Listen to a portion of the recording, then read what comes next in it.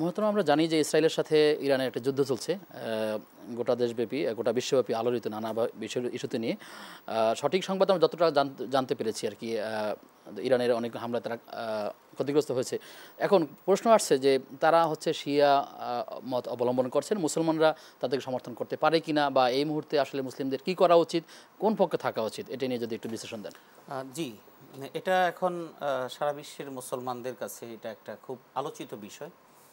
এটার উপর অনেক কিছু নির্ভর করছে, দেশের আগামী ভবিষ্যৎ কোন দিকে যাচ্ছে, আগামী ভবিষ্যৎ এবং জীবনযাত্রার মান সব কিছু মিলিয়ে। এখন এটা বিষয় হলো যে দেখেন, আমরা মুসলমানদেরকে আমাদেরকে কিন্তু বিভাজন করে রাখা হয়েছে, যুগের পরে যুগ করে বিভাজন সৃষ্টি করে রাখা হয়েছে।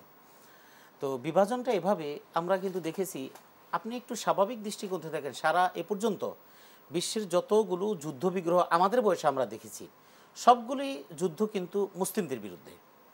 এবং এ পর্যন্ত যত ব্যক্তিদের ফাঁসি হয়েছে তাদের অধিকাংশই দেখবেন মুসলিম রাষ্ট্রপ্রধান এবং মুসলিম বিপ্লবী যারা, তাদেরকে কিন্তু ফাঁসিতে ঝুরানো হয়েছে। আজকের ফ্রান্স বলেন, স্পেন বলেন এবং যত দেশ বলেন, সবগুলো দেশ কিন্তু আগে অনেক অনেক ভূখণ্ড নিয়ে তারা ছিল। দীর্ঘদিন কিন্তু তাদের অধীনস্থ যারা ছিল মুসলমানদেরকে তারা হত্যা করেছে। ফ্রান্সের ইতিহাস দেখলাম, তারপরে স্পেনের, তারা ফ্রান্সের অধীনে আলজেরিয়া ছিল, তিউনিসিয়া ছিল, আরও বিভিন্ন দেশগুলো ছিল, তারা কিন্তু সবসময় মুসলমানদেরকে নিধন করেছে। নিকট অতীতে যখন নাকি আফগানিস্তানে 80-র দশকে রাশিয়া সোভিয়েত ইউনিয়নের যে আগ্রাসী ভাব ছিল, সেই সময় কিন্তু তাদেরকে দমন করা হয়েছে। এর পরবর্তীতে আমেরিকা, মুসলমানরাই সব জায়গায় ক্ষতিগ্রস্ত। এখন আমরা আফগানিস্তানে যখন ছিল তখন আমরা তালেবান সরকার ছিল, তাদের বিরুদ্ধে আমরা একটা প্রপাগান্ডা, এরা উগ্রপন্থী এই সেই দিয়ে। এরপরে যখন নাকি ইরাকে গেল, তখন ইরান সেখানে শিয়া সুন্নি যুদ্ধ লাগিয়ে দিল এবং এটা মানে পরিপূর্ণ পরিষ্কার সেটা আমেরিকা এই কাজটা করিয়েছিল। এরপরে যুদ্ধ শেষ হলো, লিবিয়াতে গাদ্দাফিকে মারা হলো, লিবিয়ার জনগণকে উস্কে দেওয়া হলো, একমাত্র আমেরিকা এই কাজটা করেছে। ইহুদি খ্রিস্টান জোট করেছে, ইরাকের জনগণকে সাদ্দামের বিরুদ্ধে লেলিয়ে দেওয়া হলো, এই আমেরিকা এবং ইহুদি খ্রিস্টান জোট মিলে। এরপরে ফিলিস্তিনে সেখানে বসতি স্থাপন, পরবর্তীতে আক্রমণ, সেখানে আমাদেরকে বিভিন্ন আমাদের ভাইয়েরা তারা বলল যে না, এটার বিপক্ষে, কারণ হামাসের চিন্তা চেতনা তাদের সাথে মিলে না। ইয়েমেনে আক্রমণ করা হয়, বলে হুতি বিদ্রোহী, তাদের বিরুদ্ধে, তাদের চিন্তা চেতনা আমাদের মতো না। এই যে শিয়া এবং সুন্নি এই দ্বন্দ্ব লাগিয়ে দূরের সরে রাখা, এটা ইহুদি এবং খ্রিস্টানরা বুঝে এবং তারাও এটা সৃষ্টি করে, কারণ তারা কাউকে ডলার দিচ্ছে, কারো বিভিন্ন সুযোগ সুবিধা দিচ্ছে, সুযোগ সুবিধা দিয়েই তারা কিন্তু তাদের মধ্যে এই আবহাওয়াটা তৈরি করছে। এবং ইসরায়েলে যারা সৈন্য, এই সৈন্যদের মধ্যে অনেক মুসলমান আছে, ইসরায়েলে অনেক মুসলমান আছে, তারাও কিন্তু যুদ্ধ করতেছে, তারা ইসরায়েলি সৈন্য কিন্তু মুসলমান, অথচ মুসলমানদের বিরুদ্ধে, কারণ সুবিধা পাচ্ছে।